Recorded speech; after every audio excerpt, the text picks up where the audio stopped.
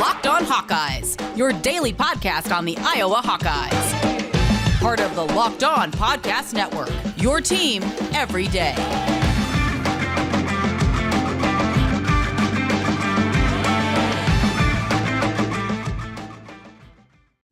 Welcome back, Hawkeye Nation, to another episode of the Locked On Hawkeyes podcast, your daily podcast covering your Iowa Hawkeyes on the Locked On Podcast Network.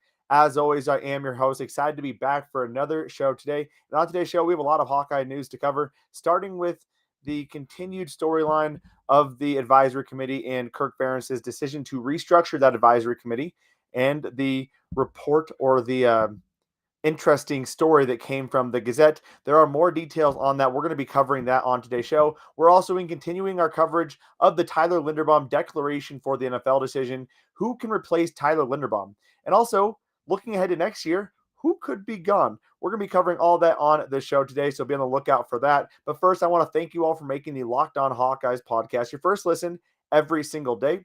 You can find the Locked On Hawkeyes podcast for free wherever you get podcasts at, and also on YouTube by searching Locked On Hawkeyes. And today's episode is brought to you by Sonos. Experience the game like never before with Sonos Arc, the premium start soundbar for TVs, movie, music, gaming, and more. Visit Sonos.com to learn more. And as you might be able to tell, if you are watching this on YouTube, we have a new setup. I finally got my office set up, which was probably way too long from when it should have been set up, but we have a new setup, a new camera angle. We're working through a whole new process. So let me know your feedback on this. If you have any feedback on it, would very much appreciate that. But let's get into it. The Kirk Ferentz news. So as we talked about on yesterday's show, the report by the Gazette was a little bit one-sided. It basically said Kirk Ferentz disbanded. That's actually what the verbiage of the article said at the very beginning. The title said Kirk Ferentz disbanded the advisory committee that was in place to kind of give advice and guidance on how to turn the program around from the 2020 racial bias allegations. Before we get into the details of that, I want to quickly remind you all, I had an episode right after that, the 2020 racial bias allegations, where I talked very deeply about the thoughts and feelings that went into that. And I supported it then. I support it now. I think the change that has happened within the program that we can see externally has been pretty cool to see. Obviously much needed. And I think Kirk took that stuff to heart, and he has been trying to make the appropriate changes.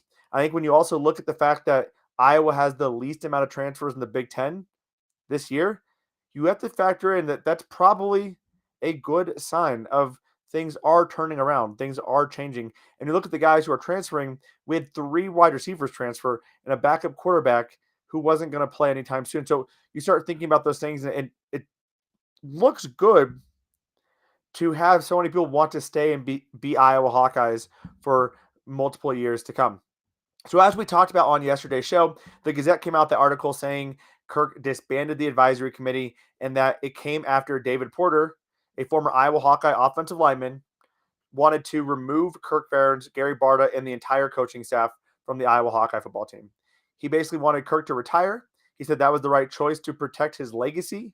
And it made the way that the Gazette worded the article made it seem like the Iowa Hawkeyes had not done anything to improve the program since the racial bias allegations. Well, thankfully, David Porter went on the news, or went on the radio today with Pat Hardy, talking about what had happened. And there's a few things that really stood out from his conversation that really paint a different picture. He said, I quote, not quote, I don't want to quote this, but this is what he said. The program did all recommended things from the committee, except basically entirely answered the question that he posed in October, which was, how do you, and what is your role in diversity, inclusion, and equity? How can you, or what is your role to make the environment diverse, equitable, and inclusive? And coaches didn't come with the best answer. Sounds like a few didn't come prepared, etc. Now, I don't want to sit here and say that's okay, right? As a coach, as an assistant coach, as an assistant at all within the Iowa football program, you should understand what your role is in that. And it shouldn't be that hard to come up with an answer. So I understand some frustrations there, but that does not mean that the program is not moving in the right direction. And when he says They have done literally all the recommended things from the committee, except for answer that question perfectly. After Kirk Ferentz said, hey, can we move this meeting back? We're coming off a rough week. We've been playing football for the last 7 weeks. I would like to give my team, my staff, some time off. That was after that. So you can understand why there might be some frustrations. Again, I'm not saying it's okay that they couldn't answer that question, but for that to be the only reason is a little bit ridiculous. Now, the advisory board's role is not to hire and fire coaches. It's not to recommend the hiring and firing of coaches. Again, it's there to guide Kirk Ferentz until when they make a recommendation to leave or to make Kirk Ferentz leave, I'd be very frustrated about that as well. It's ridiculous. I wouldn't want that committee to be a part of my program either. Now, it's important to note that it was just one guy who said that. We have not heard the story of any other committee members. And that is really where the Gazette went wrong and where Pat Hardy went wrong as well on his article, until he did correct some of the pieces. To be fair, he did correct some of the pieces later on. But that is really where they went wrong. They did not give you both sides. They gave you one side. And to me at this point, this is a non-issue, and let's move on. Kirk is going to restructure the advisory board. I think it's important that he acts now. He acts swiftly and has a plan, because if the longer he waits to have this plan, the worse off this is going to be, and the worse off from an optic perspective this is going to be. But I'm feeling a little bit better about where we are than I did 24 hours ago. It's frustrating that there are media members who do want to jump on things like this when there are other media members like Scott Docterman, who does a phenomenal job of tracking down multiple sources and providing an unbiased opinion on the matter. And again, my opinion is, they should be able to answer that question, right? They should have been able to answer that question in October about how they create a more diverse, equitable, and inclusive environment. But that is not a reason to say that they are not doing anything appropriate, especially after David Porter went on the news or went on the radio and said that they've implemented every recommendation that they've already provided. Furthermore, not to discredit David Porter, I do truly believe that his heart was trying to be in the right place, and he does care deeply about this Iowa football program. I don't think his actions that he carried out were appropriate. He also went on to say that basically 17 to 22-year-olds are basically idiots. So really not a good look on the radio show yesterday. But again, I don't think David Porter was doing this stuff maliciously. I just think the way he handled it was incredibly inappropriate, and maybe did not realize what his role truly was on the committee, or chose to ignore what his role on the committee was. Nevertheless, again, Kirk Ferentz needs to act quickly to redesign or reorganize and develop what the guidelines of that committee is. Otherwise, you're going to have some of those people out there who are going to continue to point out potentially bad optics. But to me at this point, this is a non-story going forward until Kirk does decide to tell us what the plan is for the committee going forward. It's ridiculous that paid media members tried to run a story like this without even gathering the sources from both sides of the story, or even sources from other people on the committee. I think it's ridiculous that they probably did twist and turn some words as well. But then David gets on that radio show, and I think all kind of settled in pretty nicely. Everyone kind of has an understanding of what actually was happening with this news article. Coming up, we are going to talk a little bit about Tyler Linderbaum. Before we get to that, though, I do want to give a quick rundown of what happened over Iowa sports news the last couple days. The women's basketball team is finally back in the top 25. The men's basketball team is right on the cusp of being ranked in the top 25 as well. And true freshman Connor Colby and Lucas Van Ness, both freshmen, were named to the freshman All-American team. Definitely some positives for that football team moving forward, having such young guys. Connor Colby, when you see what he looks like, I mean, this kid has some weight to gain as well, potentially. Seems like he still has a bit to put on his frame. Only 18 years old, playing Big Ten football and playing pretty well. I'm really excited to see what his future holds for him going forward on this Iowa football team. Again, coming up, we're going to talk a little bit about Tyler Linderbaum and then get into who could be gone next year. Before we get to that, though, BetOnline would like to wish you a happy new betting year as we continue our march to the playoffs and to beyond. BetOnline remains your number one spot for all the best sports wagering action for 2022. With the new year comes a new updated desktop and mobile website, so sign up today and receive a 50% welcome bonus on your first deposit. All you need to do is use the promo code LOCKEDON, that's LOCKEDON, to get started today. From football, basketball, hockey, boxing, and UFC, right to your favorite Vegas casino games. Don't wait to take advantage of all the amazing offers available for 2022. BetOnline is the fastest and the easiest way to bet on all your favorite sports. BetOnline.ag, where the game starts. And again, thank you for making the Locked On Hawkeyes podcast your first listen every single day. Again, you can find us wherever you get podcasts at and also on YouTube by searching Locked On Hawkeyes. And kind of some exciting news, we do have our recruiting series coming out. We're going to be breaking down every new commit to the Iowa Hawkeyes going forward, so class of 2023 and beyond. Right on the podcast, we're going to be having a little section on YouTube. We're giving 1-minute breakdowns of each commit in the Iowa class. And as we do interviews of some of these commits, we'll make sure to give you some of those brief clips as well. So be on the lookout for that. But the big news coming out of this weekend that was a bit overshadowed was Tyler Linderbaum did declare for the NFL draft, as we all expected him to. We were hoping maybe he came back, hoping there was maybe a chance that he came back, but ultimately making the right decision for himself, as he should. He has a lot of money on the table there. So who's going to replace Tyler Linderbaum? That is the big question. And right now, everyone wants to take the popular pick of Michael Mizelinski, a 3-star guy out of Florida, has NFL pedigree. He redshirted this year, and people want to look at him and say, could he be the starting center? That's what everyone's pointing at. Now, I don't doubt that he is very much in the running to be the guy. He was practicing with the twos towards the end of the season, but nevertheless, Michael Mizelinski is not the only guy fighting and battling for a spot in this starting lineup. It's also worth not counting out Michael Fagan, a former walk-on who was listed as the number 2 center throughout preseason, or throughout the time camp was going on, or throughout the season. Wow, excuse me. Michael Fagan is a guy to not just disregard entirely. We've seen Iowa be willing to put in backups or former backups and walk-ons in at those starting interior spots quite often. Look at Kyler Schott, a former walk-on as well. So Michael Fagan is a guy to watch out for. A kind of under-the-radar guy is Tyler Elsberry. A former 4-star tackle, has not gotten an opportunity to take snaps at the tackle spot. He's been listed on the 2 deeps a couple of times, but there's a lot of competition at tackle. He did get some snaps at the Citrus Bowl, or in practice leading up to the Citrus Bowl, at that center position. You also can't cut out Cody Ince or Justin Britt. Both guys, Cody Ince can play all 5 positions. Kirk Ferentz has talked about that ad nauseum. And Justin Britt has backed up that center position before. But to me, I think their goal is to keep Justin Britt at guard, hopefully keep Cody Ince at guard, and see what you have with a Michael Mizelinski or Michael Fagan or even a Tyler Elsberry. The point of the matter is, though, going into camp, this is going to be a huge battle as Iowa tries to figure out who is going to be leading their offense at that center position for the next couple of years. Another guy to watch out for is Hunter Norzad, Cornell tackle who wants to play inside. That's where his future is at. He has a top 5. Iowa's on it. He's visiting Iowa this month. If he were to join Iowa and be inserted at that center position, you'd have to feel pretty good about where this position is. Now, it's not ever going to get to that Tyler Linderbaum level. It is unlikely that we see that for quite some time. It's just hard to replace a Tyler Linderbaum, a guy who could be the highest center ever taken in the NFL draft.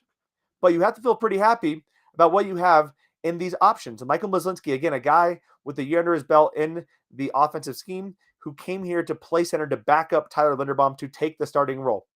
Michael Fagan, a guy who has backed up Tyler Linderbaum and has worked his butt off. I would honestly, if you take out Hunter Norzad, I'd put it at 50-50 between those, actually 40-40 between those two, and 20% a chance that either Tyler Elsberry, Cody Ince, or Justin Britt plays. If Hunter Norzad comes to the Iowa Hawkeyes, I would put it more at 70-30 Hunter Norzad, 30 to the rest of the team playing that center position. At the end of the day, this Iowa Hawkeye squad, they just want to do what is best for this offensive line. They want to play the best possible players at the offensive line. The best 5 will play. That's why you see a Connor Colby, who's probably better off at right tackle playing guard, because they needed to get their best guys in there when they could. Now, if I were looking at this offensive line, I would love to see if Connor Colby's able to have him slide to that right tackle spot, or have a David Davidoff win that right tackle spot and have Connor Colby stay at the guard spot. You have, obviously, Cody Ince around. You have Justin Britt, guys who have had starter-level experience. Mason Richmond will be at that left tackle spot. There are guys that can kind of fill into these roles. And then, obviously, you have some 4-stars behind both those guys, as Tyler Elsberry, as a tackle, could also get some playing time too. So Iowa has a lot of talent. It is going to be very inexperienced going into this year. But you have to be pretty happy with the young the depth and the youngsters they have and where they're going to be filling those guys in. So it's going to be a battle that we continue to watch over the course of spring and into the summer practices. And as we get more information, as we get our initial 2Ds, we'll obviously be overanalyzing the heck out of that. At this point, though, with the current roster, I would say Michael Mizelinski, 40%, Michael Fagan, 40%, 20%, Tyler Elsberry, Cody Ince, Justin Britt. If Hunter Norzad comes, 70% Hunter Norzad, 30% the rest of the crew. That does do it for our quick discussion on Tyler Linderbaum. Coming up, we're going to look at next year's team. Who could be gone from next year's team? That is a question we're going to have to answer sooner rather than later, coming up in the next year or so. So we're going to be talking about that here in a few short moments. But first, with the new year, that means New Year's resolutions. If yours is about getting fit or eating healthier, make sure you include Built Bar in your plan. Built Bar is the protein bar that tastes just like a candy bar, maybe even better than a candy bar. And it makes it so easy to track and stick to your New Year's resolutions because it tastes so freaking good, you're going to want to eat it, unlike all those other protein bars, which can be chalky, waxy, or taste like a chemical spill. You want to be healthy, but it gets so boring. So grab yourself a Built Bar. They're covered in 100% chocolate and packed with a bunch of nutritional value that you're sure to love with your New Year's resolutions. Most of these Built Bars contain 130 calories, 4 grams of sugar, 4 net carbs, and 17 grams of protein. Compare that to a candy bar with 240 calories, 30 grams of sugar, and a dozen net carbs. This is the best thing you can do for your New Year's resolutions when it comes to eating healthy. So go to built.com, that's BUILT.com, and use the promo code LOCKED15, that's LOCKED15, and you'll get 15% off your next order. Use the promo code LOCKED15 for 15% off at built.com. All right, y'all. So we talked about the advisory committee and Kirk Ferentz. We've also talked a little bit about Tyler Linderbaum and who could replace him. Now we're turning our direction to who could be leaving next year. The obvious candidates for this are the guys who we weren't sure if they were coming back this year. And it starts with Sam Laporta. He's probably gone. I'd be shocked if Sam Laporta came back. He's projected as a 4th-round pick. I think if he tested well, he could have gotten up to that 3rd-round status. Most draft scouts will say, scout the player, not the helmet. But I think when you have an Iowa Hawkeye tight end who you like on tape and they have an Iowa Hawkeye emblem on their helmet, you have to be pretty darn excited and have a chance of maybe overdrafting per what your drafting or what your scouting would say, because you want to get your chance to grab a guy like that. Just like George Kittle, who went in the 5th round, see what he turned out to be. You want to take a chance on that when you have a pedigree like the Iowa Hawkeyes do at developing the tight end position. So Sam Laporta, my guess is 100% gone next year, especially if he puts up a big season. He could put himself into that 1st round, 2nd round draft conversation. Behind him, it's Luke Lachey. It's Luke Lachey's time after that. Elijah Yelverton, a guy who's had some issues staying healthy. Expect him to be there. You also have backing up both those guys, Addison Ostrenga and Cale Vanderbush, both talented guys who have a lot of raw, untapped potential. So be on the lookout for those 4 guys to fill the tight end position after Sam Laporta leaves. Riley Moss is also gone as well. He has no eligibility left, so he is definitely gone. We're going to see who's replacing Matt Hankins this year. My guess is it's going to be either Terry Roberts or Jamari Harris. But with another year under the belts, be on the lookout for both Terry, Jamari, Brendan Dees Fernandez, and AJ Lawson maybe, or TJ Hall, a guy who is enrolling early. We've seen young guys get playing time early on in their career. That's what Riley Moss, as a gray shirt, came in and started as a freshman. Julius Brents, who is now with Kansas State, got starts as a freshman. So be on the watch for those guys. Jack Campbell is probably gone. I'd be surprised if he came back, but Jack Campbell probably gone at this point. The best chance to replace him really depends on who else is left in that linebacker group. We could see Seth Benson slide over. We could see Justin Jacobs slide over, although I like Justin Jacobs in an outside linebacker spot. Or we could see a Jay Higgins step up. And Jay Higgins was a tackling machine back in Indiana. Really excited to see what he can do as well. He's been on the 2 deeps behind Jack Campbell. Charlie Jones is also gone. He's gone to this point.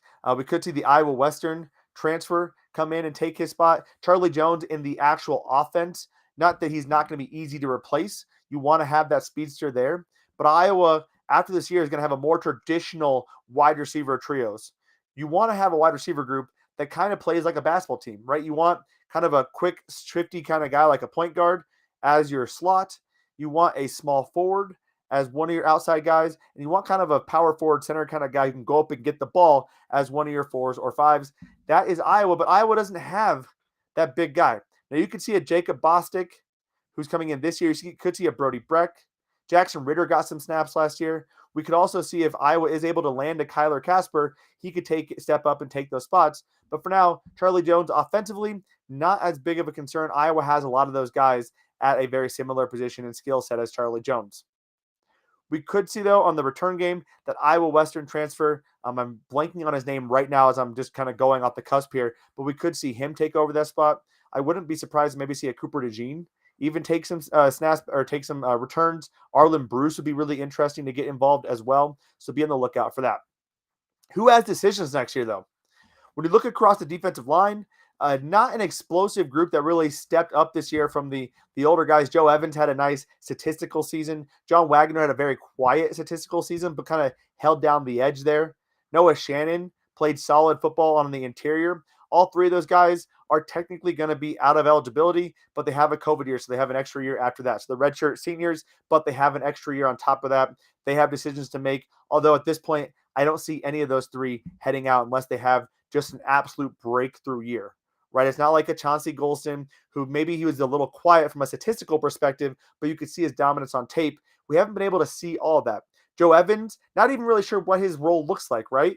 He probably is going to be more of a 3-4 outside linebacker in the NFL, is my guess. John Wagner is a more traditional 4-3 defensive end.